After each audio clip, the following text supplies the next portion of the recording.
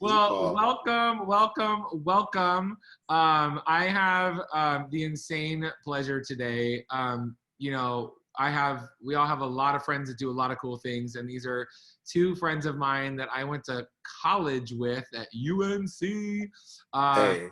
taught by a criminal, but we'll talk about that later. Uh, I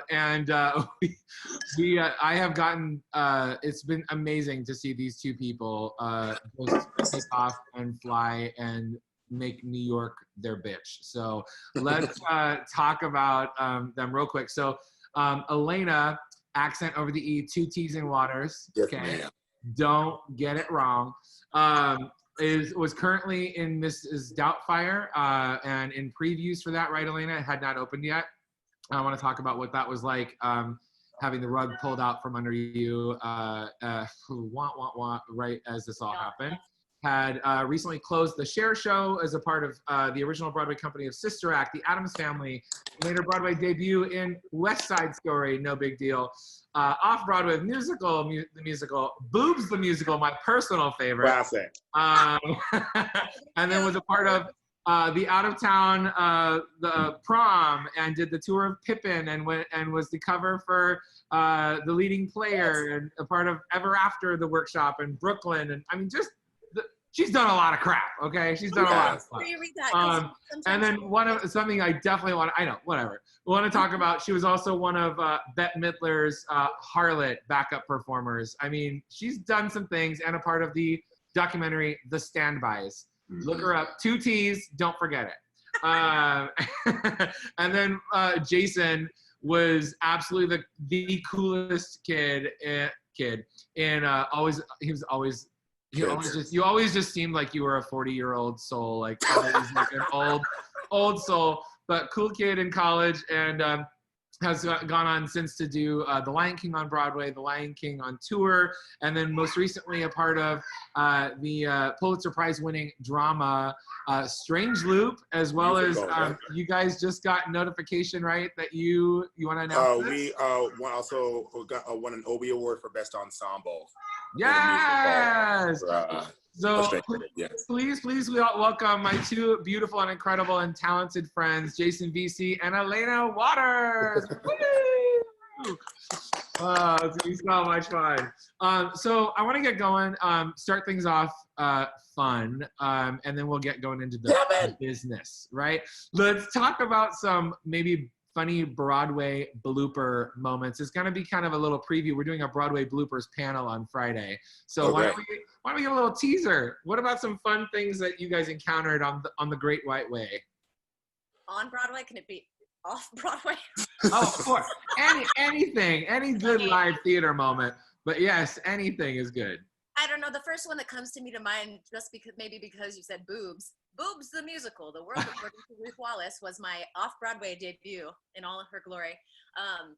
This musical of this woman who wrote music in the 1950s, like double entendre. Anyway, so it's a variety show, and it had transferred from the Triad Theater to Dillon's, which it's like a theater in the back of the bar, but it was off-Broadway. Mm-hmm. And our dressing room space was tiny, and we had some huge costumes. I mean, it literally maybe, I want to say might have been 2.5 or 3 feet, maybe, in a weird little corner, but you couldn't go anywhere. You couldn't go to the bathroom or anything. It was like the little baby dressing room and the stage. So I had a costume change, and zippers caught in like fishnets. Some stuff was not going on, and I could hear the cue line was about to come. And I was a little bit, wasn't as fit as I am now. And so I was, we all have our body image issues, whatever. But I just was like, oh my God, this costume isn't going on. So I like shoved it. I'm wearing like 2 tights. That's not comfortable. That doesn't create great lines. But I shoved down the tights. I have on, thank goodness it was black and not tan. I have on a black strapless bra. And I get the wig on at least, and I go out with my strapless bra, half of the costumes and gloves, and the 2 guys who are playing bridesmaids were like, oh, well, look at you. and it would just continue to like the vocals that are like shaky vocals because you know your costume has malfunctioned and there's really only a couple people in the audience anyway, but it's still embarrassing. Yeah, stuff like that, the moments of panic, and you just have to make a decision. Are you going to go on stage without your costume or be late and make your friends improv? Both are fun. Both are great. Both are great options. And at least it was Boobs the musical, and you went out with your boobs out. Boobs musical. Yeah. Musical. Yeah.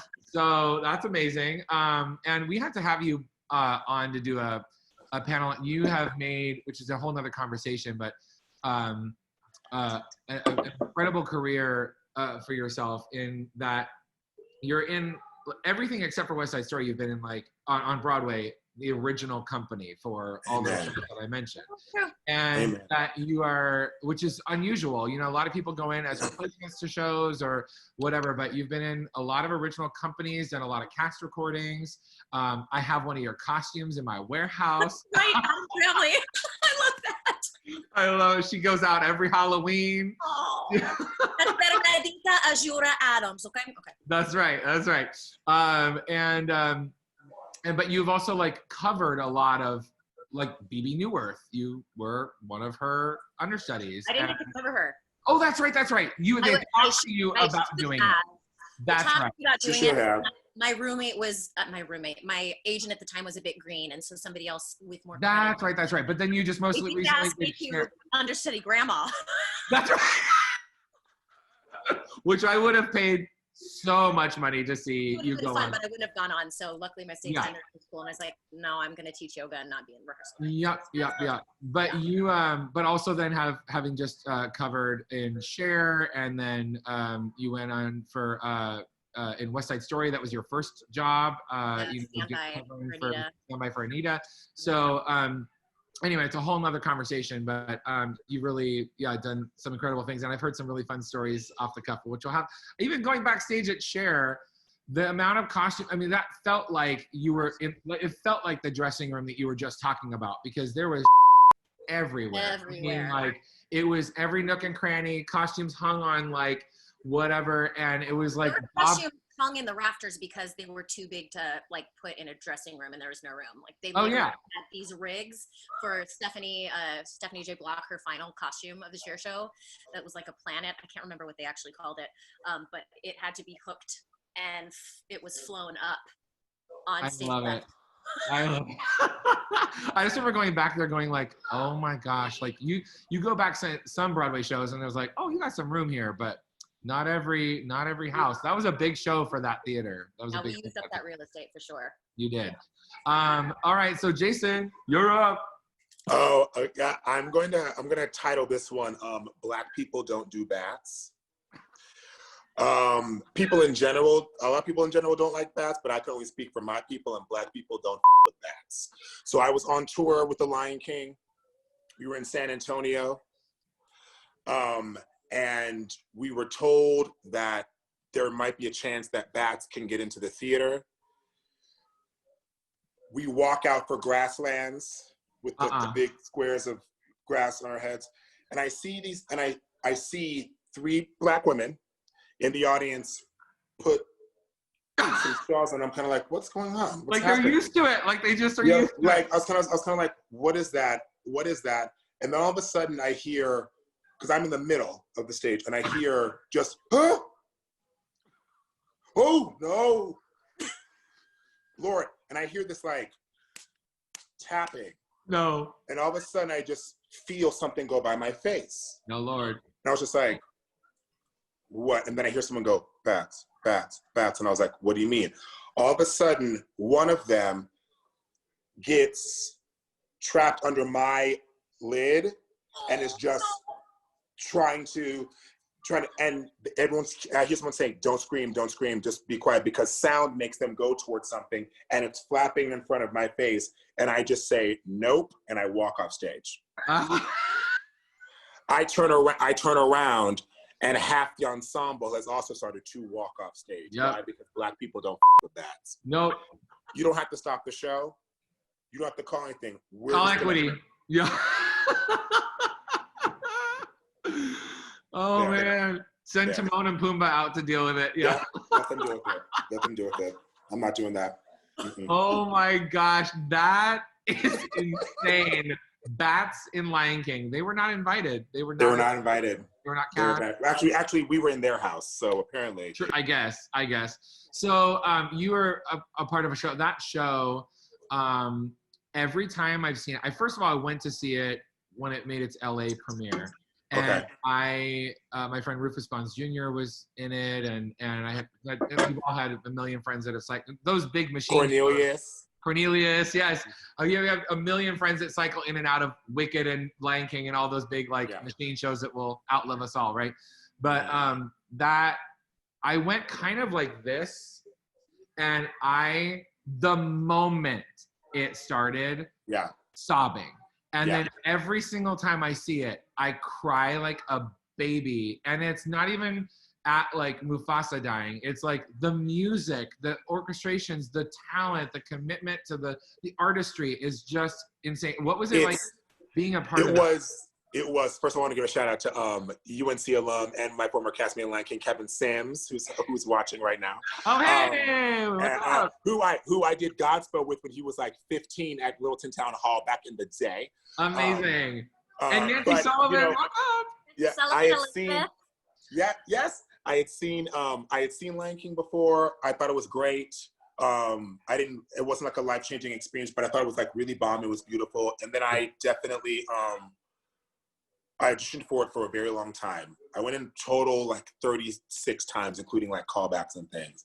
But when it didn't hit me about what I was doing until like the first time I actually did the show and like walked down the aisle. And I have to say, the thing that's like the most powerful about it, aside from the aesthetic and the show, is that if you're lucky enough to get to enter through the house, I could say, I want to say between 25 and 30 times, I would, scan around and you see a kid and you see a child make the decision to be like this. Yes, 100%. I watched my own children with that show. And that's like, Yep, it's everything. Beyond. It's like why we do what we do, Mm-hmm.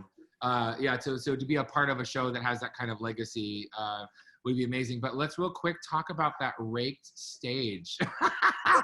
Because I have heard like so many like that. I've heard that's like the highest workers' comp injury show on the planet on Broadway. I hear it's just insane. It's insane. And it's a rake stage that also can change. Right. It's the dancers definitely have it harder. I'll say that. I think most shows on Broadway are injury prone because it's just a matter of, it's repetition and it's full out. It's the Lion King. Yeah. I mean, I could be talking to someone that I've never done the show with, and we're like, oh, you did the Lion King, and you could tell by what track they did by what injury or what part of their body is jacked up. It's kind of like if you got wrist issues, you a giraffe. Yeah. You know what I'm saying? If you've got shin splints, you a gazelle or you a zebra. Right. I know what you did. You know what I'm saying? It's the rake is a lot, but I think it's a rake with an animal on top of you. Right. While you're dancing and all these other it's a lot of elements, and I think the thing that I love about the Lion King is that it's an equalizer, and it's definitely an ego modifier. Right. One, because it is corporate theater. No matter how talented you are, standing on 6, where you say the line like this, the show's been going on for a long time. But on top of that, yes, as an artist here, it's important. But the reality is that, you can make the best choice you want in the land, but the audience is still looking at that elephant. Right. Or they're looking at that gazelle on top of your head. You are a conduit for everything. So no matter how fierce you are, that choice that you made in that scene, they're like, great, that puppet though. So it was really, it's fantastic. It's an interesting to chat about, and like another topic is corporate theater versus and those machine shows like Wicked. Disney's not the only propeller of that.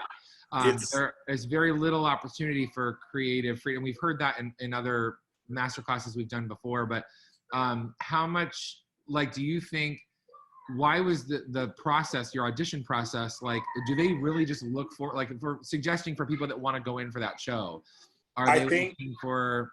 I think I can only speak for the Lion King. I think one, at this point in time, especially if you're going in for an ensemble track, do you fit the costumes? do you fit the costumes?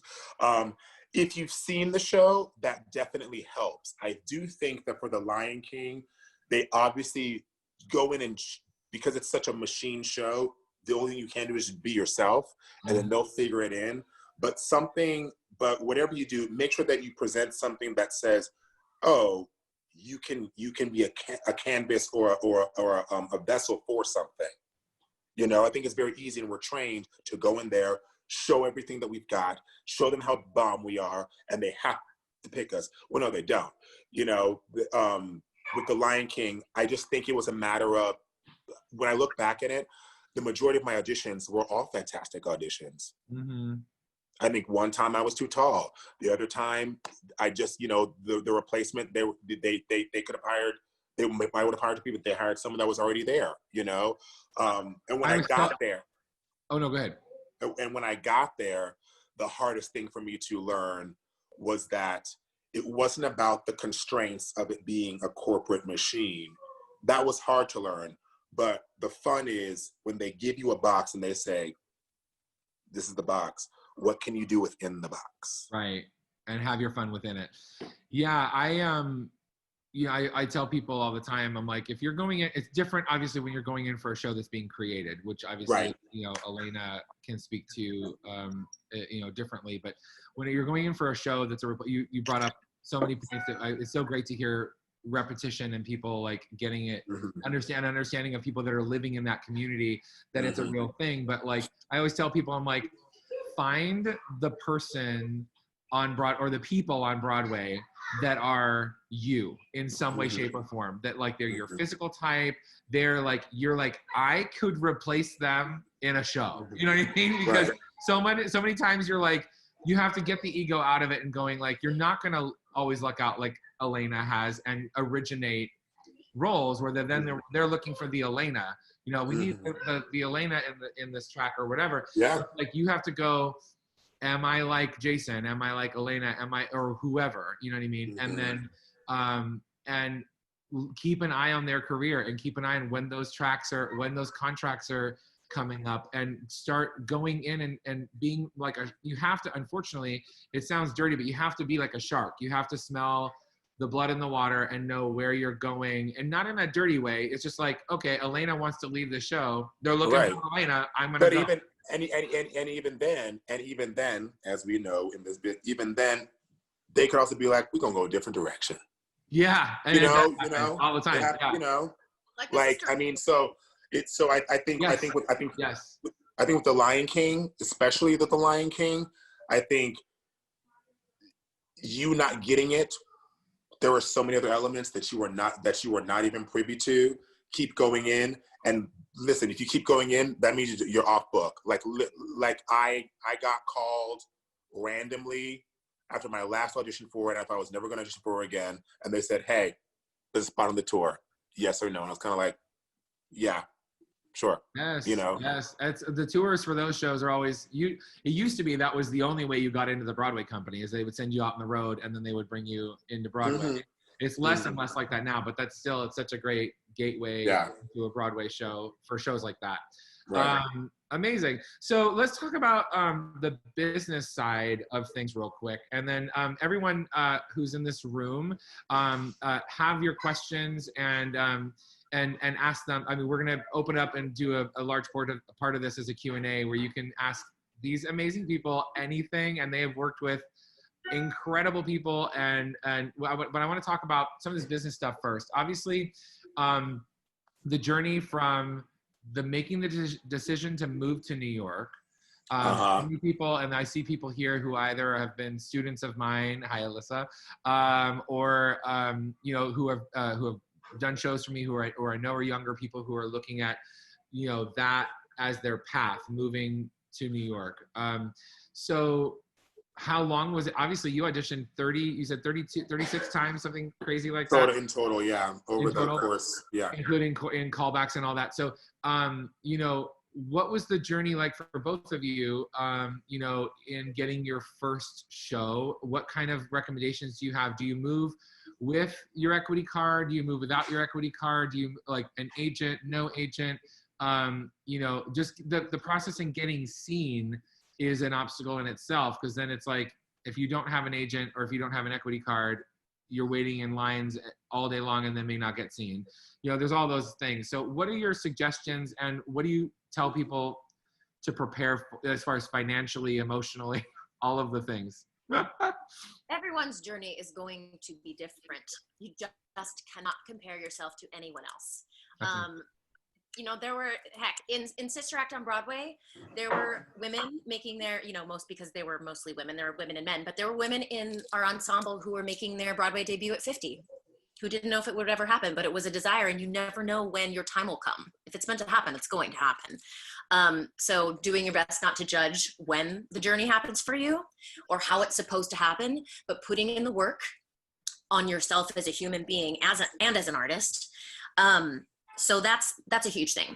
For me, I, in college, worked at Starbucks and found a store I didn't have really any concept of. Oh, theater district, okay, well, where in the theater district? I picked a store in the theater district. I called them. I requested a transfer so I would have some kind of income, even though it was, you know, not a lot. And I had, because my class at the University of Northern Colorado created our showcase, our senior showcase out in New York, the savings that I had at the time, now I think it's built into the tuition, but we had to pay for ourselves and for our professors. So my savings to move to New York was spent on that. I had $2,000 in my account to move here. What? You live to tell the tale. You had that much?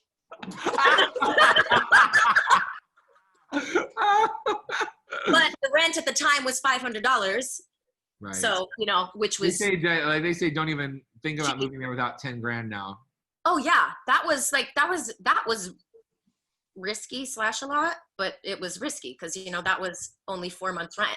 And Starbucks was like, they didn't transfer the amount from Colorado to New York. So even though it was decent amount in New York at the time, it was not for New York. Or Colorado, not for New York. Yeah. So I had a little job and I took the night shift so I could audition during the afternoon and the day.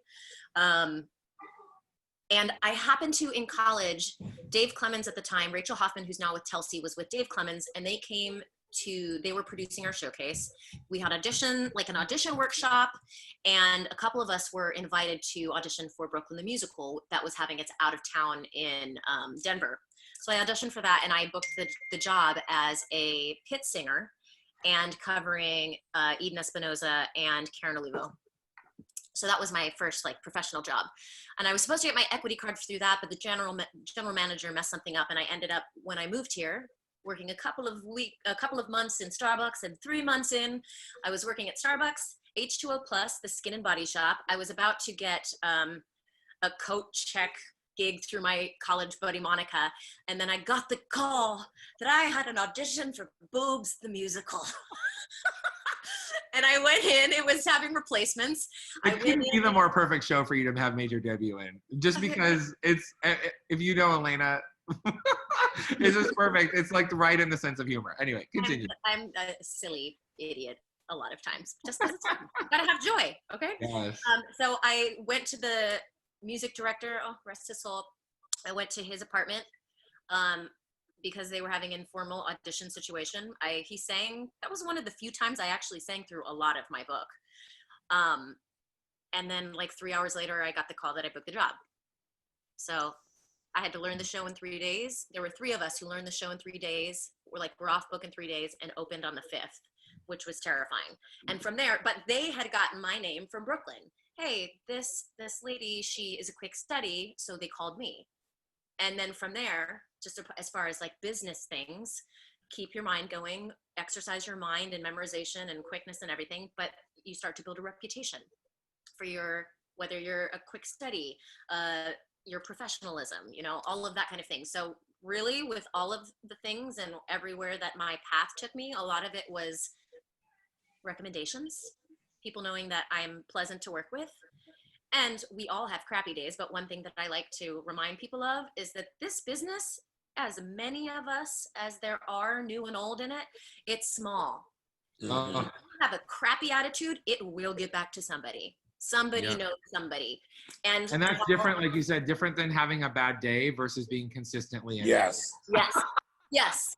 But I mean, you know what? You can have a bad day and still acknowledge that, because you know, people aren't mind readers. They'll probably know, oh, something's going on with that person. But if you can be like, if maybe something comes out that's a little bleh, be like, I apologize. I am really having a day and I didn't mean to take that out on you. Like, owning up to any time you do have a bad day, then people will, we're human. That stuff is gonna happen.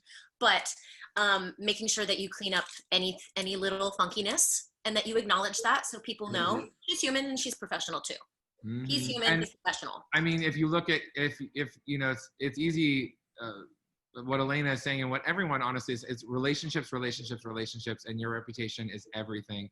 And you look at Aléna's career and you can connect the dots with those exact things. I mean, like, whether it be Sergio or, you know, what, there's many people that that she has worked with that have been like you know, from Sister Act to then, or Addams Family to Sister Act, and then, you know, so on and so forth. And there is so much in developing relationships. Now, for both of you, you know, because again, every journey is different. Do you have suggestions for people for in building, whether that's taking class consistently at like Broadway Dance Center or whatever it is, like developing relationships with people? Yeah, I think in a non-icky way. Right. Well, I think, you know,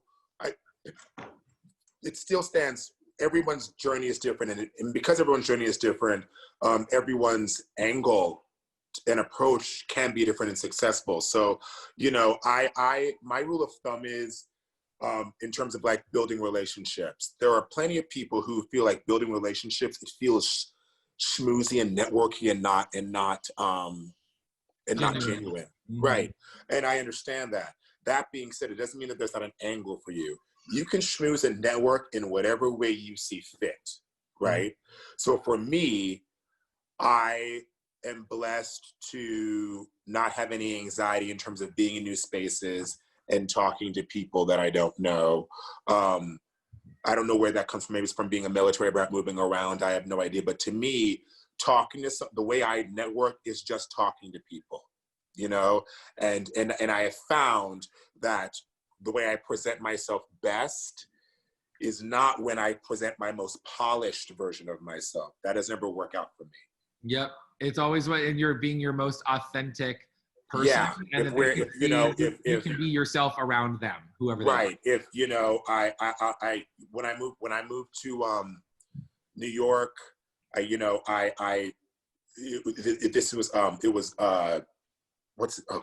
was not Dave Clement, it was Rachel Hoffman who told me this. And I moved to New York and I was just like, I was in my like Brian Stokes Mitchell, Norm Lewis, like strong, young, grounded, leading man guy. And I would walk in and just give them just like every audition was Coal House. You know what I'm saying?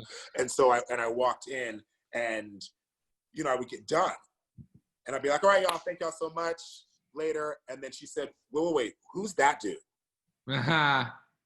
Who's that dude? And I was just like, what? She's like, that guy. The guy that walks in is always just so like, taking himself so seriously, and you should, but she's like, the guy that says goodbye is the guy that we miss. And for me, I'm kind of like, oh, okay. And so for me, whether it's at a social event or in rehearsal or whatever, I find that I have been more effective when I'm just Jason Veasey. That means if you know, if I'm using colorful language, which I want to do, like it's what, you know what I'm saying? Like what that works for me, with the default being the professionalism. That's the thing. The default, we shouldn't even be having a discussion about your professionalism, because the thing is, there are plenty of people who are fierce that get by with having a shitty attitude. Too many. They're really too many. So the thing is, if you're not gonna have a good attitude, you better be extra fierce. Yes. You better be. Yes. Because if you're not, You and you have a stanky attitude, you're done. Yeah. you know, so the professionalism that we shouldn't even be discussing that. Then there are people who shine best when they're polished, they're present, you know. I have a friend that people love working with her. She is personable, but you don't get too close to her, but they know that they can work with her. She plays well with others. She does her job. She's efficient. Boom, boom, boom, boom, boom. There's not gonna be any problems. And that works best for her. Yeah. And that's why you're not there to be friends. That's a bonus. Right. There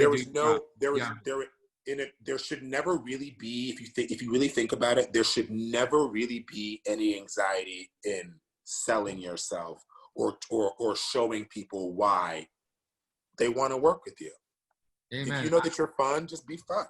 I have to echo that. And just in sitting behind the table so much, you can smell green coming in, because they're so like, this is what I was taught in college, and it's everything is perfect, and you know what I mean? It's just so inhuman. And so like as a director or like a casting director or whatever, you want, it's exactly what Rachel said to you, the person saying goodbye. You want to know that you're going to be able to connect with them in the room and work with them and know that they have no problem being themselves at any moment. And so, yeah, everything you just said is right on the money. And I want to add, in terms of that, the journey, you know, I think something that is important that Aléna said that I really firmly believe in, part of being able to release being perfect and rigid and what we are trained to do is also how you approach your life in general. Yes, if you can move here with $10,000, great, blessings. Every time I hear that statistic, I'm kind of like, okay, you know, if you can move here with $10,000, great. But if you can't and didn't, I think it's most people.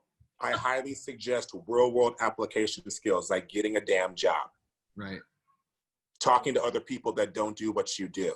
And specifically in the city, amen to that. Like, please make friends with people that are real people that are outside of that keep you grounded and understand what outside of our industry. It's so important, so important. And then, you know, those people want nothing from you, and they want, you know what I mean? Like, they just want to be your actual friend. It's really, they're not competing against you. It's great. But what do you guys have suggestions real quick? And then we'll start opening up to the room too, for people wanting to move to New York. We heard Starbucks, obviously, you know, the cliche waiting tables situation, but what are there jobs that work really, really well for aspiring performers that are going to move to New York, maybe don't have a whole lot of money, and obviously need to get that job right away, so they're not going to just move with a savings to be able to audition, but make it flexible so that they can audition in hopes of booking something? I can't say that, I mean, I personally haven't been connected to, thankfully, that in a while, but I know that some of my friends, even now, having some kind of survival job is imperative. I happen to do mine are the arts. If I need to teach yoga or dance, great, I can do that. But I have friends who will do some clerical work and administrative work, who they work through temp companies, and then that really works for them. And they communicate up front, hey, this is a situation. And they have found, I don't know how it works personally, but they found people who were like, great, we just need this amount of paperwork done within this amount of days, so they can figure it out for themselves. So I know people will work through temp agencies, and, you know, bartending. Yeah. Bartending is great. Yeah, and all the things that are out there, because that's all late at night. Yeah. I love talking about this aspect of it. I really do. Because I think, first off, in general, the flexibility, most things are flexible, but here's I'm gonna drop you a couple of gems. Most industries, whether it be restaurants, babysitting, clerical, all of those people are going to tell you that they are very artist friendly. All of them will. What they mean is they're used to people who say that they're actors, but not are proactive at doing it. They're not used to people who book. I'm serious. So if you're a business and you're used to people saying that they're actors, but never leaving, of course they're artist friendly. So regardless of flexibility, you have to make a choice. What are you in New York for? I'm a firm believer in whatever job I'm doing to survive, I do that 100% because I have to survive that. But that job is never going to win the coin toss with an audition or a callback. I also have to be okay with the fact that if I make that choice for that audition, they have the right to let go of me. Mm-hmm. I also know it's New York City, and Jason Veasey knows how to get a job anywhere. So if y'all don't want me to work here, that's great. I'll go to that restaurant. I'll take care of these person's damn kids. I'll do whatever. But I'm not asking permission or asking you to for me to show up for what myself and my parents helped create when I get to New York. So you can work anywhere. You also have to know yourself. Some people need financial stability in order to be sane. And for them, it's a harder balance to find in choosing what to go for. Unfortunately, I'm on an ever-growing relationship with my finances. So financial responsibility was never a priority for me. So I had no problems picking an audition over that. I have also never been fired because I picked my career over that. I've always been upfront. I say, hey, I am actively pursuing a career as an actor. At some point in time, I will be leaving. No one has ever not hired me.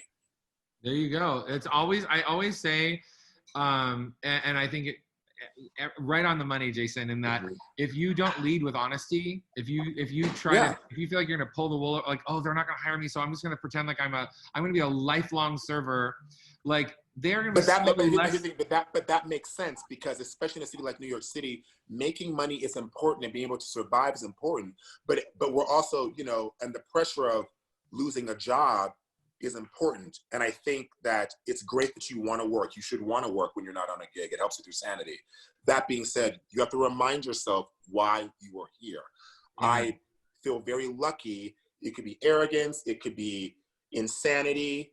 If I got a call back, I never said, hey, I know I'm supposed to be there at 3:30. Do you mind if I come in at 5? I have a call back. I said, I'm going to be there at 5. When I'm going to be on point, but I'm going to be there at 5. I'm informing you. Right. But I'm also somebody who's never late to my. I'm never late to my shift. I do what I'm supposed to do while I'm on the job, so they can't say anything. So the flexibility is actually up to you. It's not up to them, because they have to take care of their business. You have to take care of you have to mind your business, and you're your business. I'm not going to sit here and feel bad because this manager at B. Smith's restaurant on 46 between 8th and 9th is pissed off that I have a call back for the Lion King and I can't come in for my shift. Fire me then. Right. I'll go next door to Brazil. Yes, and it's literally, and I see everyone like yes, and the chat exploding and stuff, because it's such empowering advice to know that, like, you are in charge of your own fate. You know what I mean? Yeah. And you have to be okay. And knowing that it's New York City, there is another job across the street, next door, upstairs, whatever it is. And having a job outside of theater doesn't make you any less talented or any less worthy. There are so many artists out there that are just so scared to be seen not working in one of these theaters on Broadway, just so nervous to be failing. Ego. That's surviving. Yeah, exactly. And that's a part of it. And everyone's journey is, go ahead. I see Aléna. I just wanted to just recap and frame for digestion purposes. Great. Do have respect and boundaries and communicate. Yeah. If you have respectful communication and they already know your boundaries coming in. Amen. And a lot of people, not everyone, but a lot of people, and I see this happen at the theme park level all the way up to Broadway. Yeah. Like, there are a lot of people who are like, I just want to be like super talented, like could be in a Broadway show, but then like, I just want to be involved. So then they'll get into casting, or they'll be a dresser, or they'll be whatever it is, you know what I mean? Whatever it is. And then they feel like they get stuck, or now all of a sudden they're not thought of as an actor anymore, because they're in an industry related position that all of a sudden they're deemed like, well, you couldn't possibly keep your face, you know what I mean? Because you're dressing me, or whatever the case may be. So I think that there's also like so many different, like you said, Jason, I think it is important to just get a job, but I mean, I think getting a job outside of our industry. Right. I think I understand the need to wanting to be connected to your industry in every capacity, no matter what. I understand that, but that can also, I kind of liken it to, like, if you're someone who is ready and done the work to be in a relationship, great. Doesn't mean you gotta get into a relationship with the first date that you go on. You can date. Yep. You can also say no. Yep. You know what I'm saying? Like, Yep. And again, knowing yourself, I knew for me, I'm not standing out in any sort of weather handing out flyers for people to go see Broadway shows in Times Square. That is not for me. It doesn't match my spirit. I don't have the temperance for it. I'm not going to work in a theater. Even as a bartender, I will not bartend in a theater. Mm-hmm. I can't handle that. Yep. It's too much for me. I know people who did merch in the theater and they never climbed out of it. Yep. No. But to me, I can't be in a theater and watching people be in theater and not be in the theater. Yeah. So I got to go somewhere else. So knowing yourself and knowing what you can and handle. I can't do retail.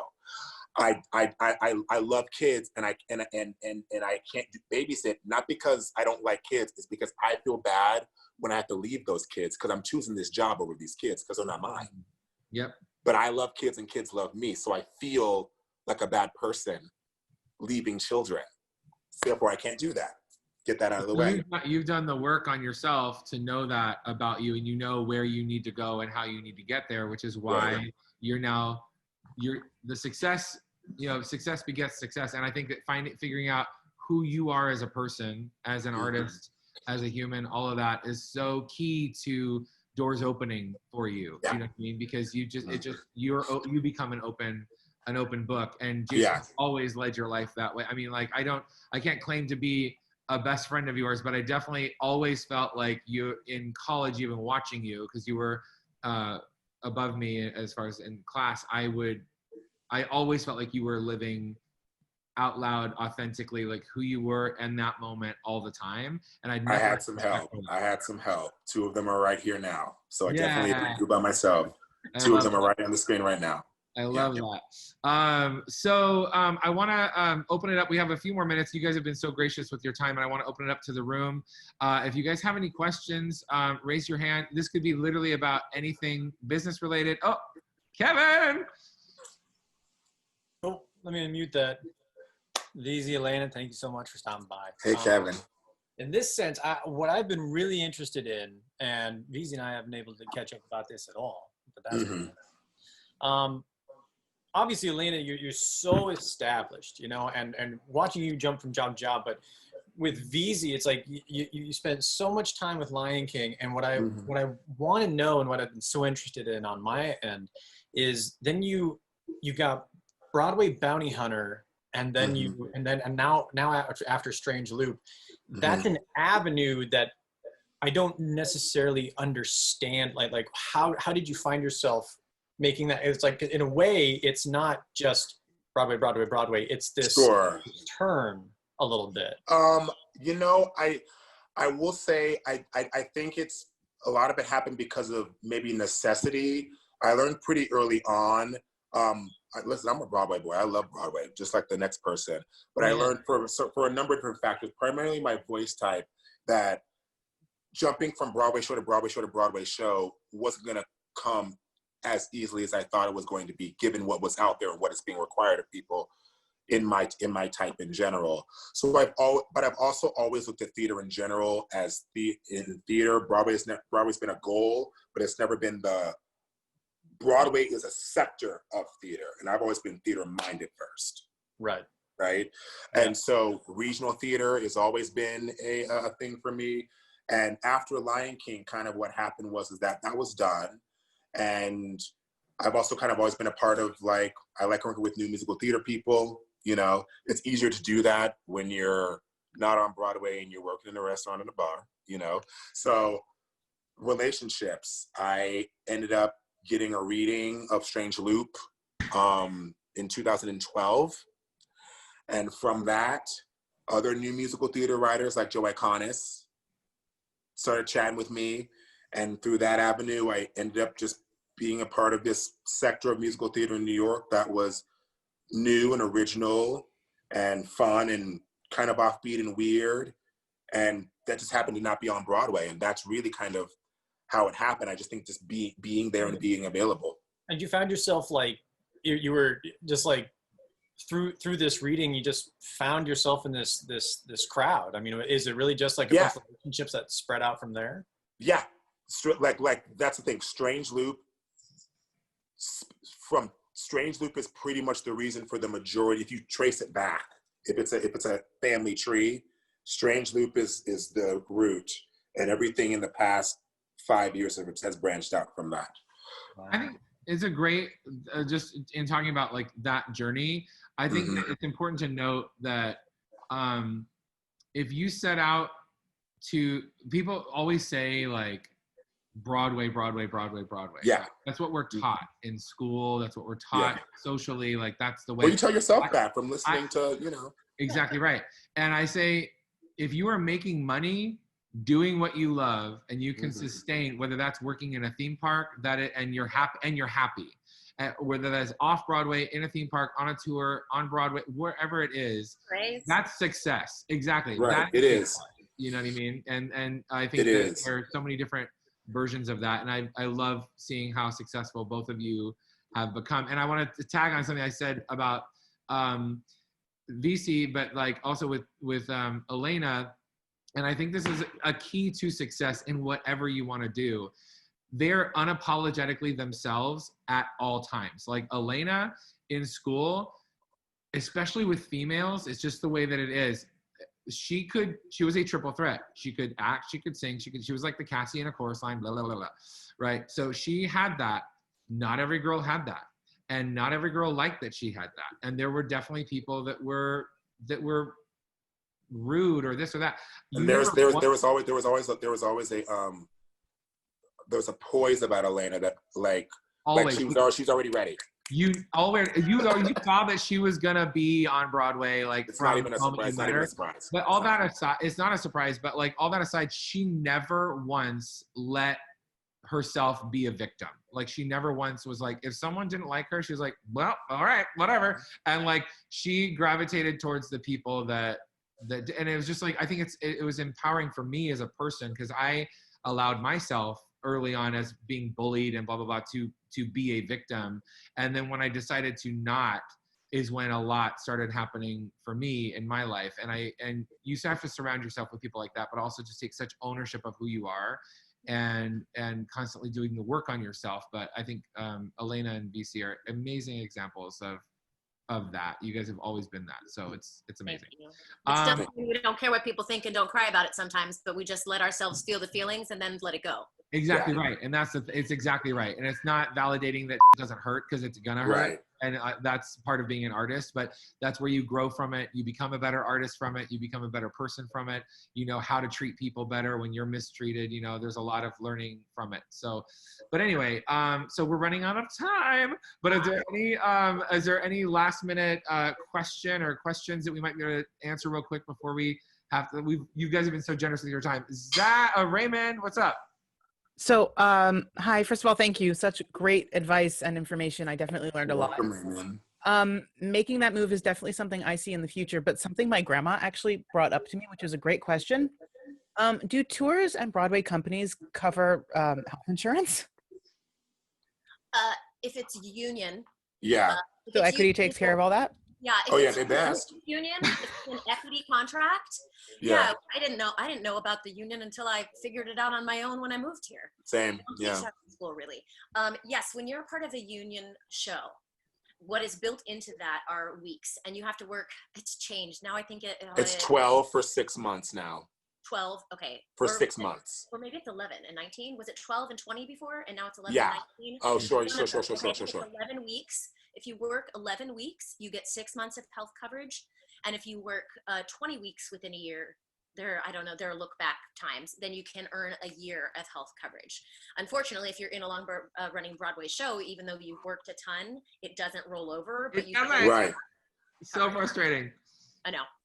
So we have an equity stage manager in the chat just confirmed it is 11 and 19. Yeah. Thank you. Yeah. Thanks, Donna.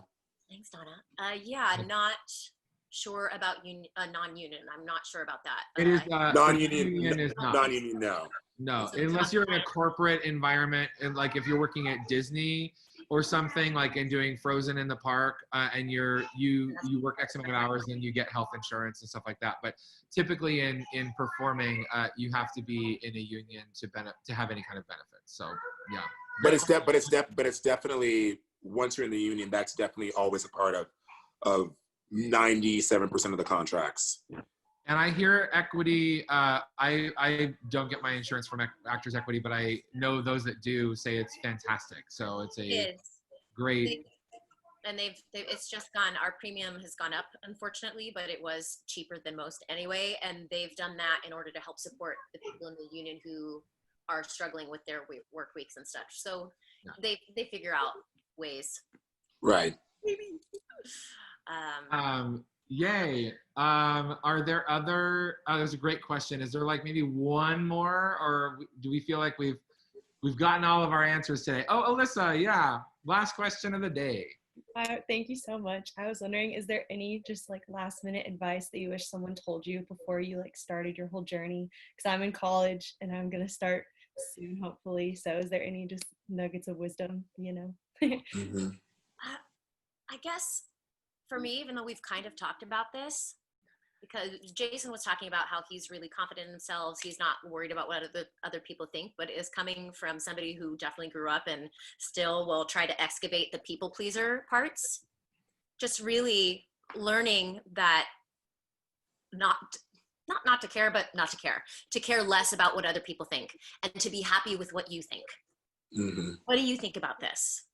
You have no control over what anybody else thinks, whether it's a casting director, a date, a friend, a family member, whatever.